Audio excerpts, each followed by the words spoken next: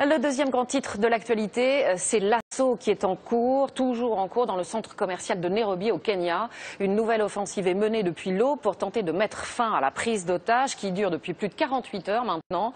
On entend des explosions, des fusillades, plus intensives d'ailleurs depuis quelques minutes. Le risque est grand pour les otages puisque les islamistes radicaux ont promis de les tuer.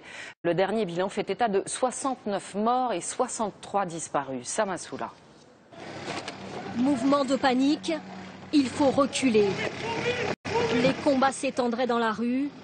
La confusion et la tension sont intenses autour du centre commercial.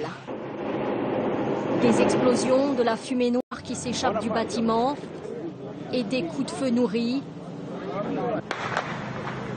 Les forces kenyanes affirment se rapprocher des assaillants, toujours retranchés dans l'enceinte du centre commercial. Les terroristes menacent à présent d'exécuter les otages en cas d'assaut. Depuis hier soir, l'armée kenyane, qui serait appuyée par des conseillers israéliens et américains, multiplie les assauts sans parvenir à en finir avec le commando. Des personnes cachées depuis 48 heures dans l'enfer du centre commercial ont toutefois pu être libérées.